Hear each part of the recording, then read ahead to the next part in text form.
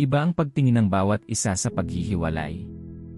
Bagamat ang isang tao ay maaaring pakiramdam na nakahiwalay sa tuwing sila ay nag-iisa, ang ibang tao ay maaaring makaramdam ng ilang kapag sila ay naiiba sa lahat ng tao sa kanilang paligid.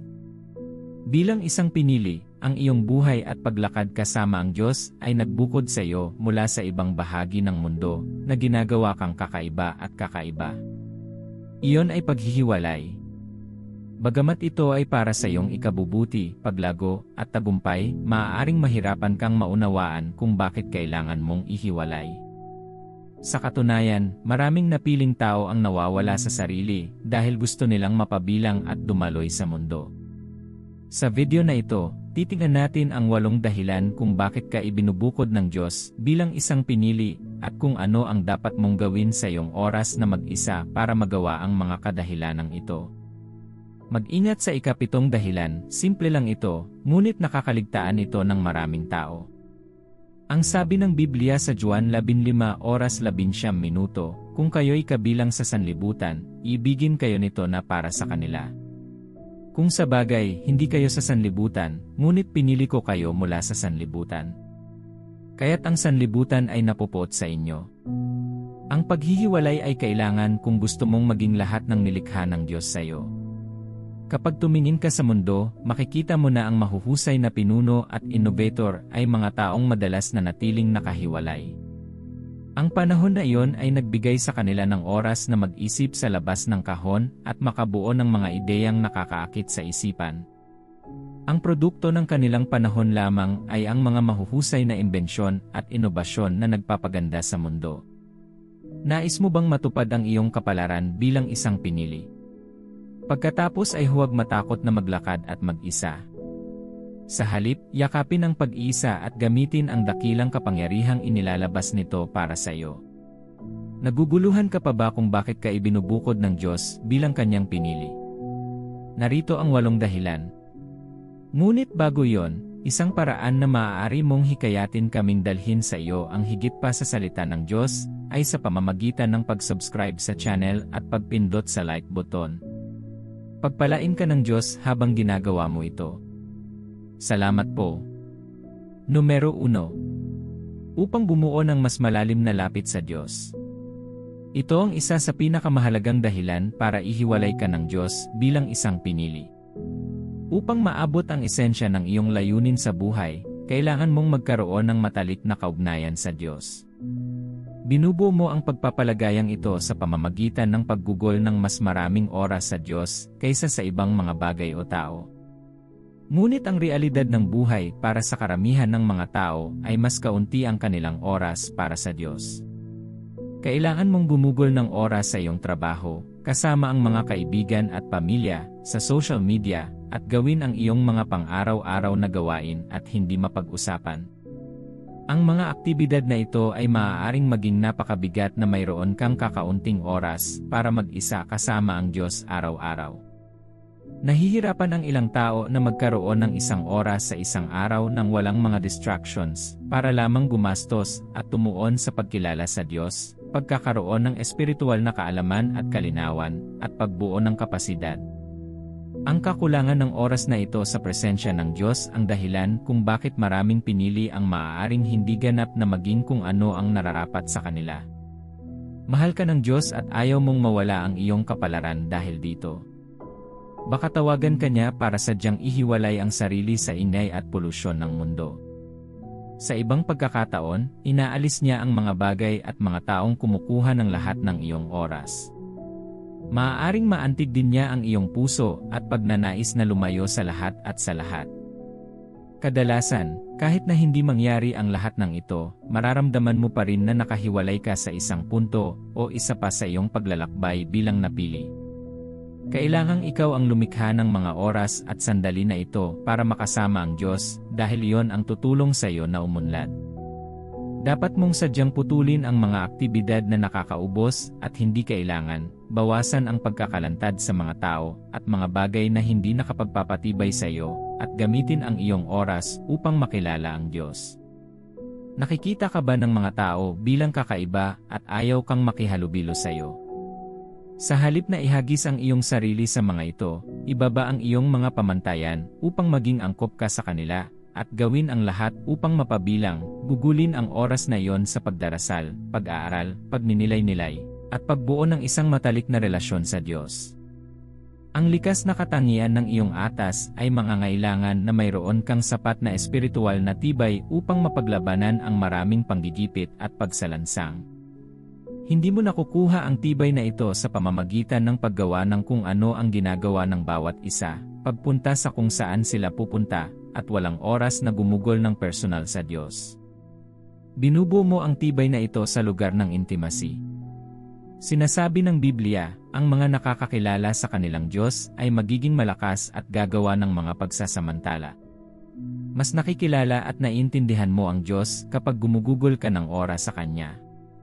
Nais ng Diyos na maging refleksyon ka niya, upang turuan ang iba tungkol sa Kanya, at sa pamamagitan ng iyong buhay, ang mga tao ay dapat magkaroon ng kaugnayan sa Diyos.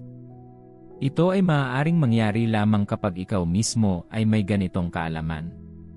Kaya sa halip na sayangin ang iyong panahon ng paghihiwalay, mamuhunan sa iyong relasyon sa Diyos, at ikaw ay magiging mas mapayapa, espiritual, at malusog. Higit sa lahat, lalago ka at lalapit sa pagtupad sa iyong kapalaran bilang isang pinili. Bilang 2. Para ihanda ka sa assignment mo. Alam mo na ang pagiging napili ay hindi lamang isang badge na iyong isinusuot para sa kapakanan nito nang walang anumang responsibilidad na kalakip dito. Ang pagiging napili ay tinatawag sa isang buhay ng atas, na nagdadala ng kalooban ng Diyos sa lupa sa pamamagitan ng isang buhay na ibinigay kay Kristo. Hindi ka makakapasok sa napakagandang assignment na ito nang walang paghahanda. Maging si Jesus, bago niya sinimulan ang kanyang ministeryo sa lupa, ay kailangang gumugol ng 40 araw at 40 gabing mag-isa upang manalangin at maghanda para sa kanyang atas. Hindi lang ito ang pagkakataong siya ay nakahiwalay. Noong siya ay 12 taong gulang, iniwan siya ng kanyang mga magulang na nag-iisa sa templo, at ginugol niya ang panahong iyon sa mga doktor ng batas, nakikipag-usap at natututo tungkol sa batas. Tapos mula 12 hanggang 30, walang balita tungkol sa kanya. Siya ay malamang na nakahiwalay sa isang lugar, na may mga pakikipagtagpo at pakikitungo sa Diyos upang ihanda siya para sa kanyang atas. Tingnan mo sina Pablo at Bernabe. Ang mga alagad ay sama-samang nananalangin isang araw nang sabihin ng Diyos sa mga Gawa 13:2, habang sila ay sumasamba sa Panginoon at nag-aayuno, sinabi ng Espiritu Santo, "Ibukod mo sa akin si Bernabe at si Saulo para sa gawaing itinawag ko sa kanila." Iyon ay upang opisyal na ilunsad sila para sa kanilang atas bilang misyonero. Hindi lamang kapag kasama mo ang mga negatibong tao o nasa isang masamang lugar na tinatawag ka ng Diyos. Maaaring kasama mo ang mga positibong tao at kailangan ka pa rin ng Diyos na humiwalay para matupad ang iyong atas. Ang pagsisikap na manatili kapag tinawag ka ng Diyos ay nangangahulugan na tinatanggihan mo ang tinig ng Diyos, at kung walang paghahanda, hindi ka maipapadala. Tingnan ang kasaysayan ng mga taong ginamit ng Diyos sa Biblia. Mula kay Jose hanggang kay David hanggang kay Moises, at sa iba pa, makikita mo na ang Diyos ay hindi gumagamit ng mga sisidlan na hindi niya inihanda. Ang paghahanda ay nauuna bago ang pagkomisyon. Hindi ka maaaring dumaan sa prosesong iyon ng paghahanda kasama ang karamihan, kailangan mong mag-isa kasama ang Diyos. Pagkatapos ay maaari kanyang turuan, ipakita sa iyo, at sanayin ka sa lahat ng kailangan mo para sa iyong tungkulin bilang propeta bilang isang pinili. Sa payo na ibinigay sa kanya ng biyena ni Moises na si Jethro, nang sa kalaunan ay dinala niya sa kanya ang asawa at mga anak ni Moises. May isip mo lamang ang uri ng pagtuturo na nakuha niya sa loob ng 40 taon na ginugol niya sa kanya sa Midian. Alam ng Diyos na hindi pa makakatuntong si Moses sa kanyang atas, kaya kailangan niyang ipadala siya sa isang lugar kung saan siya mag-aaral. Ang pag-aaral na madadaanan mo ay sa pamamagitan ng iyong mga karanasan, pagharap, hamon, at lahat ng darating sa iyo. Ang leon at oso na hinarap ni David habang pinapanatili ang kawan ng kanyang ama ay inihanda siya para sa araw na haharapin niya si Goliath. Ngunit hindi iyon ang pangkalahatang layunin ng karanasang iyon. Sa kanyang paghihiwalay, nagkaroon siya ng kaugnayan sa Diyos, natutong pangalagaan ang mga tupa, at natutong mamuno. Ang isang kabataang lalaki na matagumpay na makontrol ang ilang mga tupa ng mag-isa sa loob ng mga araw, linggo, buwan, o kahit na mga taon ay talagang kailangan para pamunuan ang mga Israelita. Para mapanatili ka sa katiwalian, alam mo na ang mundo ay puno ng katiwalian. Sinasabi ng Biblia na ang buong mundo ay nasa kasamaan. Ang mga bagay na nangyayari sa mundo ay patuloy na sasalungat sa iyong mga halaga at paniniwala. Bilang isang pinili, ito ay magpapahirap sa iyong matuwid na kaluluwa. Dahil sa kanyang kaugnayan kay Abraham, nakilala ni Lot ang Diyos at lumakad sa katuwiran. Gayunpaman, nang humiwalay siya kay Abraham at lumipat sa Sodoma, nagbago ang kanyang kapaligiran. Ang Sodoma ang sentro ng lahat ng kasamaan. Ang lugar ay napakasama na ang Diyos ay sapat na sa kanila at kalaunan ay winasak sila. Dahil si Lot ay palaging nasa loob ng katiwalian na yon, sinasabi ng Biblia na ang antas ng kasamaan sa lupain ay nagpahirap sa kanyang matuwid na kaluluwa. Madalas kang ihiwalay ng Diyos upang mapanatili ka sa karumihan at mga negatibong bagay na unti-unting naging ayos ng araw at pamantayan sa lipunan. Alam ng Diyos na ang palagi mong ginagawa at pakikisalamuha ay pumapasok sa iyo. Sinimulan mo itong tanggapin at bago mo ito malaman, nais mong isagawa ito at ang katiwalian ay nagiging iyong pamumuhay. Naaalala mo ba ang naramdaman mo noong unang beses kang nanood ng pelikulang Puno ng Karahasan? Nanginig ang iyong katawan at hindi nakayanan ang paningin ng kasamaan, kasamaan, at kasamaan. Sa paglipas ng panahon, pagkatapos ng paulit-ulit na panonood at kahit na magkaroon ng mga eksena, ay hindi mo maalis-alis sa iyong isipan, at mga serye na sinusundan mo ng pabalik-balik, unti-unti itong naging karaniwan para sa iyo. Sa katunayan, inaasahan at pinag-ugatan mo ang karahasan, nasasabi ka kapag mahirap. Nangyayari iyon kapag ang isang tao ay patuloy na nakatuon sa isang bagay sa loob ng mahabang panahon. Upang mapangalagaan ka sa lahat ng ito, pinasimulan ka ng Diyos na hindi mo gusto ang mga bagay na iyon, na humiwalay sa mga taong nagsasalita ng masama, gumamit ng masasamang salita, lapastanganin ng Diyos, at magpakalat ng mga kasinungalingan at maling doktrina. Ang paghihiwalay na ito ay upang panatilihin ang iyong matuwid na kaluluwa sa piling ng katuwiran, upang ang katiwalian ay hindi makahanap ng isang paraan upang sirain kung ano ang inilaan ng Diyos para sa iyo. Si Dina ay nag-iisang anak na babae ni Jacob. Siya ang kanyang pinakamamahal na prinsesa, at may isip lamang ng isang tao ang magandang kinabukasan na maaaring mayroon siya kung nanatili siya sa loob ng tahanan ng kanyang mga magulang sa ilalim ng mapagbantay na mga mata ng kanyang mga kapatid na lalaki, at ama na naghiwalay sa kanya mula sa mga anak na babae ng lupain dahil siya ay naiiba. Gayunpaman, isang araw ay na-curious siya tungkol sa kung ano ang nangyayari sa kabilang panig at nagpa siya na tingnan ito. Umalis siya dala ang kanyang prestihyo, ngunit bumalik bilang isang maruming babae. Sa lahat ng iyong ginagawa, huwag kalimutan na ikaw ay espesyal, natatangi, at naiiba. Dapat ipakita ng bawat bahagi ng iyong buhay ang pagkakaibang iyon. Ikaw ay dapat na ihiwalay sa lahat ng uri ng katiwalian. Hayaan ang kasulatang ito na maging angkla mo. 1 Thessalonians 5:22, itakwil nyo ang lahat ng uri ng kasamaan. Sinasabi ng ibang mga salin, huwag kang magkaroon ng anumang kinalaman sa kasamaan, iwasan ang lahat ng anyo ng kasamaan, at lumayo sa lahat ng uri ng kasamaan. Hindi ka nananatili sa kasamaan at umaasa na hindi ito papasok sa iyo. Lumayo ka rito, at hanggat inilalayo ka ng Diyos dito, huwag mong piliting ibalik ito sa iyong buhay. Numero 4. Para putulin ka. Maaari mong maramdaman na, naku, nasangkot na ako sa katiwalian o natagpuan ang aking sarili na nakikipagtulungan o nakikipag-ugnayan sa mga taong hindi nagpapatibay sa akin at hindi nagpapatibay sa akin. Nangyayari yon. Kapag nangyari ito ay sa pamamagitan ng pagtanggal sa iyo na ginagamit ng Diyos para alisin mo ang mga bagay na iyon sa iyong buhay. Ito ang proseso ng pruning. Kung pamilyar ka sa mga bulaklak, malalaman mo na kadalasan, sila ay tumutubo at mayroong maraming mga patay na dulo na humahadlang sa kanilang paglaki. Para lumaki pa sila, kakailanganin mong putulin ang mga patay na dulo, at pagkatapos ay lalago silang muli. Kailangan mo rin ang pruning na ito sa iyong paglalakbay bilang isang pinili upang patuloy na umunlad tungo sa pagtupad sa iyong kapalaran. Ang pruning na ito ay hindi magiging isang masayang aktibidad na magugustuhan mo o mag-enjoy. Sa katunayan, ito ay lamang sa dulo na makikita mo ito para sa kabutihan na ito ay. Sa proseso, mararamdaman mong pinaparusahan ka o sinasaktan, ngunit sa totoo lang, iniingatan at inalagaan ka.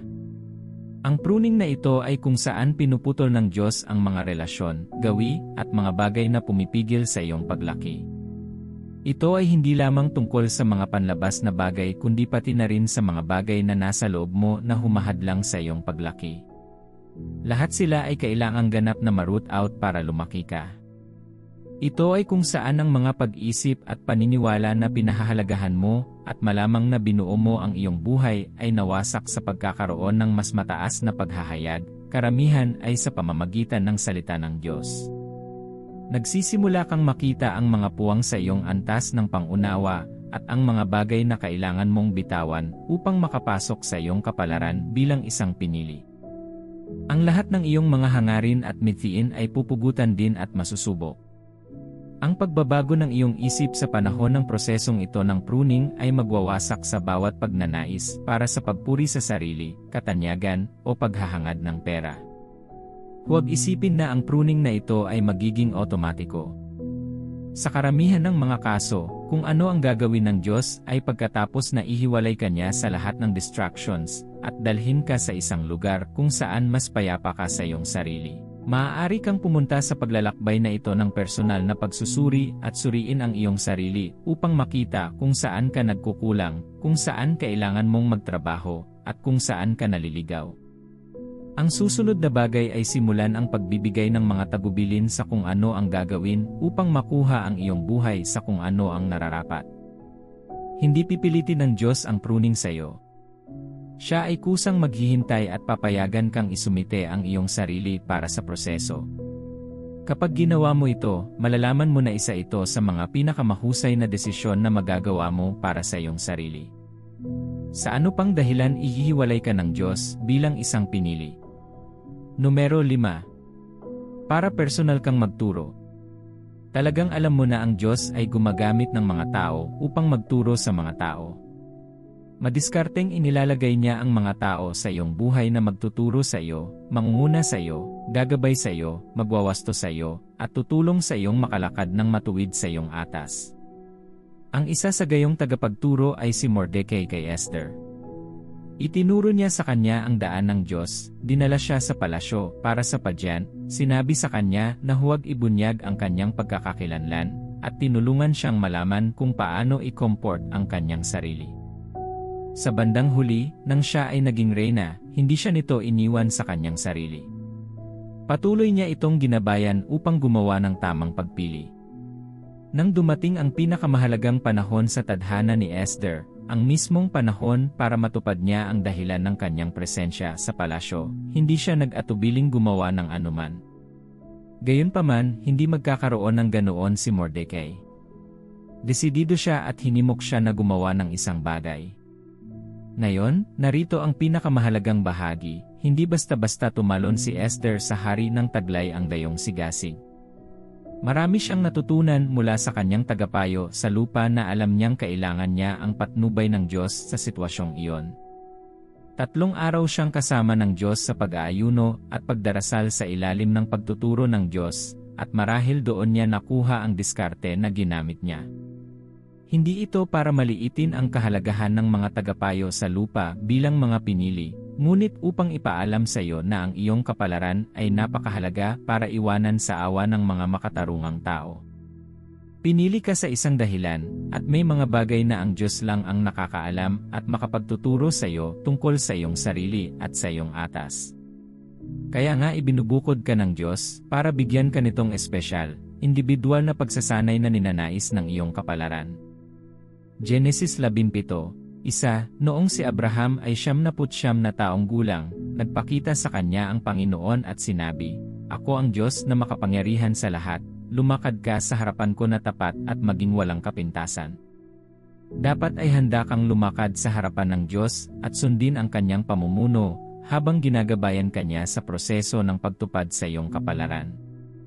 Huwag hayaan ang mga limitasyon ng nalalaman mo na ang humadlang sa iyong pagbubukas sa mga pananaw at paghahayag na dinadala ng Diyos sa iyong paraan. Maaaring gusto ng Diyos na magpayunir ka sa isang hakbang, at tiyak na tutulong siya sa iyo para doon. Kailangang tanggapin ni Abraham ang mga tagubilin para sa pagtutuli ng direkta mula sa Diyos. Nakuha ni Moises ang 10 utos ng direkta mula sa Diyos. Nakuha ni Joshua ang kanyang diskarte sa tagumpay ng direkta mula sa Diyos. Ang katotohanan na mayroon kang mga tagapayo sa lupa ay hindi nangangahulugan na pinapalitan nila ang Diyos sa iyong buhay o mayroon silang mga sagot sa lahat at alam nila ang lahat ng mga estratehiya na kailangan mong gamitin. Ang Diyos pa rin ang iyong ultimate mentor. I-maximize ang iyong panahon ng paghihiwalay upang kumonekta sa Kanya at hayaang gabayan Kanya sa tamang landas. Numero 6, upang ihanda ka para sa isang mas malaking panahon. Alam mo na ang buhay ay nahahati sa mga panahon. Ang iyong mga takdang aralin bilang isang napili ay nalalahad sa panapanahon. Ang hinihiling ng Diyos sa iyo na gawin sa panahong ito ay maaaring mag-iba sa susunod. Sa panahon ng iyong oras bukod sa ingay, impluwensya, at polusyon ng mundo na magbubukas ka ng mas mataas na dimensyon ng iyong assignment. Ang pag-urong ay dapat na isang mahalagang, hindi mapag-usapan na bahagi ng iyong buhay bilang isang napili. Kapag gumugugol ka ng oras na nag-iisa kasama ang Diyos, ang iyong sarili, at ang iyong mga layunin, nagsisimula kang magkaroon ng kalinawan sa kung ano ang iyong gagawin sa panahong iyon ng iyong buhay. Matapos umakyat si Jesus, ang mga disipulo ay pumasok sa isa pang panahon sa kanilang buhay at ministeryo. Gayunman, alam ni Jesus ang kahalagahan ng pananatiling hiwalay bago ang isang malaking atas, isang mas malaking panahon, o isang pambihirang tagumpay. Kaya't sinabi niya sa kanila na manatili sa Jerusalem hanggang sa makatanggap sila ng kapangyarihan para sa bago at mas dakilang panahon. Hindi pa sila dapat pumunta sa mga lansangan at nayon. Maghihintay sila. Hindi sila naghihintay sa plaza ng nayon o sa palengke. Naghintay sila sa templo kasama ng iba pang mga disipulo. Hindi lang ito ang dapat malaman tungkol sa iyo o lahat ng nais ng Diyos na gawin mo. Marami pa rin para sa iyo, ngunit ito ay nagbubukas sa mga panahon. Ang iyong kakayahang manatili sa harapan ng Diyos upang tumanggap ng higit na kapangyarihan, pagpapahid, karunungan, at pagsasanay para sa antas na iyon ang magpapasya kung makakarating ka sa panahong iyon o hindi. Number 7, dahil iba ka. Ito na yata ang pinakahalatang dahilan para mawalay sa iba at magkaroon ng ibang buhay at karanasan na wala sa iba. Kahit na simple ito, karamihan sa mga napiling tao ay hindi nakakakuha nito. Wala silang nakikitang dahilan kung bakit kailangan nilang maging iba, at sa halip na yakapin ang kanilang mga pagkakaiba at kunin ang mga ito upang mapakinabangan ang kanilang potensyal. Sinimulan nilang supilin ang kanilang kapangyarihan at subukang maging katulad ng iba. Tumigil ka sa pagsusumikap dahil hindi ka kailanman magiging katulad nila. Si Joseph ay hindi katulad ng kanyang mga kapatid. Nananaginip siya tungkol sa kanyang kinabukasan noong ang kanyang mga kapatid ay patuloy na nagpapakita ng kanilang mga bisyo sa kabataan. Nasa kanya ang takot sa Diyos at hindi makarelate sa kanilang ginagawa. Iniulat niya ang kanilang mga gawa sa kanilang ama, at iyon ay nagpasiklab sa kanilang puot. Kaya hindi lang nila kinasusuklaman si Joseph dahil mahal siya ng kanilang ama, kinasusuklaman nila siya dahil iba siya. Si Samuel ay isang pangakong anak. Siya ay nakatuon sa Diyos bago siya isinilang, at dinala siya mismo ng kanyang ina sa templo nang siya ay nasa hustong gulang na. Alam ni Samuel na iba siya at hindi siya mabubuhay tulad ng ibang tao. Nang ang mga anak ni Eli ay maling kumilos, mas alam niya kaysa sumama sa kanila. Kaya nga naging dakilang propeta siya habang binawian ng buhay ang mga rebeldeng iyon. Ang iyong landas sa buhay ay hindi magiging katulad ng lahat ng tao sa paligid mo. Dadaan ka sa mga sitwasyon na sa tingin mo ay sobra para sa iyo sa iyong edad. Gagawin mo ang mga bagay na hindi pinaniniwalaan ng mga tao na dapat gawin ng isang taong kaedad mo, katayuan, o background. Huwag isipin na ang mga ito ay mahalin at ipagdiriwang kanila. Kahit na gawin nila, hindi ito magtatagal. Itataboy sila ng iyong mga pagkakaiba, ito ay magbibigay liwanag sa kanilang mga kakulangan, at hindi nila nais na makasama ka. Sa lalong madaling panahon, makikita mo ang iyong sarili na mag-isa dahil iyon ang ibig sabihin nito.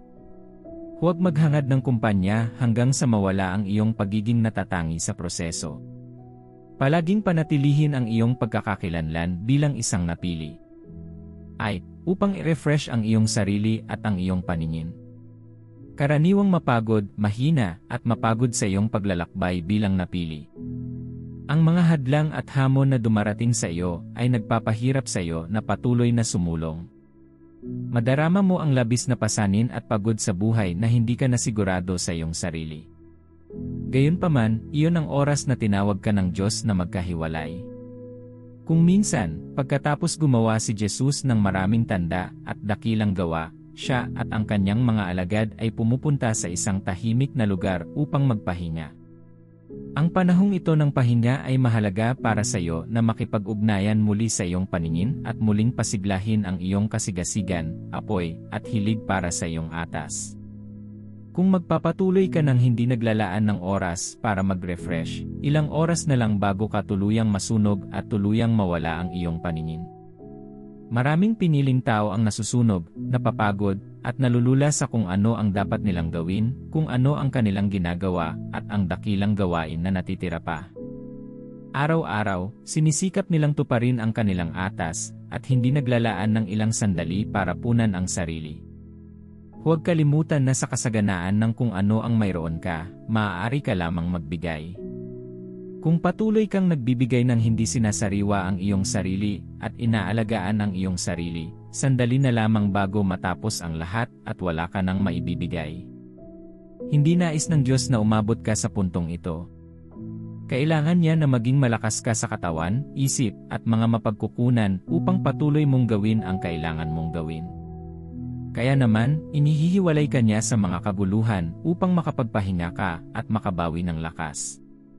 Sa panahon ng paghihiwalay na ito, binibisita ka niya, muling binibigyang lakas, binibigyan ka ng higit pang mga pangako na palakasin ang iyong pananampalataya, tinuturuan ka ng higit pang mga bagay, at pinapatakbo ka ng mas mabilis kapag nakabalik ka na sa larangan. Kailangan mong tandaan na ang iyong buhay ay nakatuon sa Diyos bilang isang pinili, at hindi ka nabubuhay para pasayahin ang iyong sarili o ang mundo. Ang layunin at kakanyahan ng iyong buhay ay hindi pareho sa lahat ng iba pang random na tao sa kalye. Dahil dito, dapat mong tingnan ang iyong sarili sa paraan ng pagtingin sa iyo ng Diyos, at huwag ibaba ang iyong sarili sa mga pamantayang inilagay na sa iyo ng Diyos. Panatilihin ang iyong ulo at lumayo sa bawat asosasyon, relasyon, at kapaligiran na hindi nakakatulong sa mga layunin ng Diyos sa iyong buhay. Itigil ang pagtingin sa paghihiwalay bilang isang parusa o isang negatibong sitwasyon na kailangan mong harapin. Tingnan mo kung ano ito, isang instrumento sa mga kamay ng Diyos para makapagsimula ka at sa iyong paglalakbay bilang pinili ng Diyos. Yakapin ang panahon, i-maximize ito ng buo, at mamumuhay ka ng mas mayaman, mas buo, at mas maligayang buhay. Manalangin tayo. Salamat, Ama, sa pagpili sa akin at paghiwalay sa akin sa polusyon at katiwalian ng mundo. Alam ko na ako ay pinaghihiwalay dahil sa aking natatanging pagkakakilanlan at mga responsibilidad bilang isang napili. Idinadalangin ko ang karunungan na pamahalaan ang paghihiwalay na ito sa paraang makakatulong sa akin na matupad ang layunin na nais mong maisakatuparan nito. Tulungan mo akong bumuo ng isang matalik na relasyon sa iyo. Gusto kong gugulin ang aking mag-isa na oras kasama ka, makilala ka at bumuo ng isang matalik na ugnayan sa iyo na makakatulong sa akin kapag dumating ang mga unos at kahirapan sa buhay. Dalangin ko na tulungan mo akong mapakinabangan ang aking oras sa iyo sa pamamagitan ng pagbuo ng pakikisama at pagkakaisa sa iyo.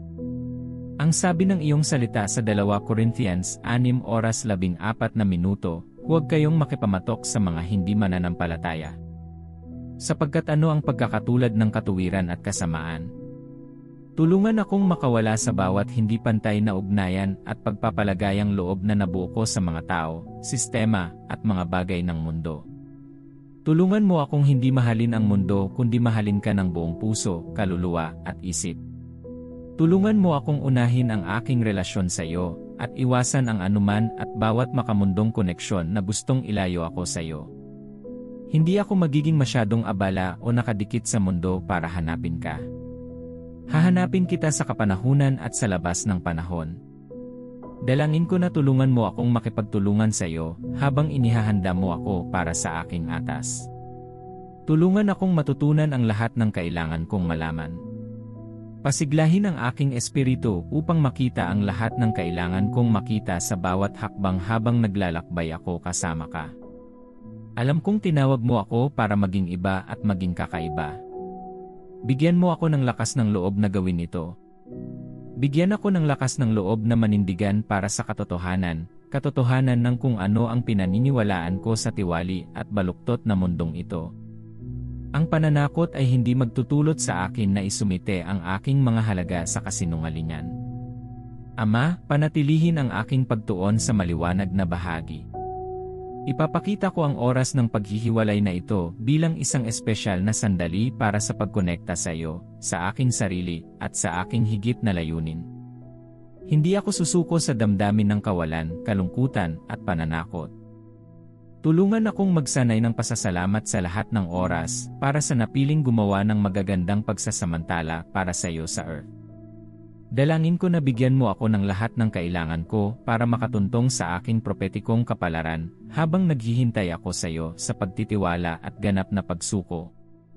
Kapag oras na para lumipat ako mula sa isang panahon patungo sa susunod sa aking buhay, alam kong ito ang sandali kung saan kailangan kong mapag-isa kasama ka upang matanggap ang mga susi upang ma-unlock ang panahong iyon. Dalangin ko na tulungan mo akong huwag maging pabaya sa prosesong ito. Mananatili akong alerto, pag-aralan ang lahat ng kailangan kong matutunan upang makapag-transition mula sa isang season patungo sa susunod. Panginoon, habang pinadalhan mo ako ng mga tagapayo sa aking paraan upang tulungan at gabayan ako sa tamang landas, panatilihin akong umaasa sa iyo bilang aking tunay na tagapagturo. Ikaw ang aking gabay sa bawat hakbang ko. Nagtitiwala ako na hindi mo ako maililigaw. Lagi kang totoo, at higit sa lahat, masyado akong kakaiba para iwanan mo ang aking kapalaran sa awa ng mga tao. Tulungan mo akong maging sapat na makinig kapag pinamunuan mo ako, na sumunod sa iyo nang hindi nagtatanong sa iyo, at maging handa na laging sumunod sa iyo. Salamat, Ama, sa panalangin ko sa pangalan ni Jesus. Amen. Kung nanonood ka pa rin, salamat sa pagiging bahagi ng pamilyang ito. Sikaping mag-like, magkomento, at magbahagi sa iba.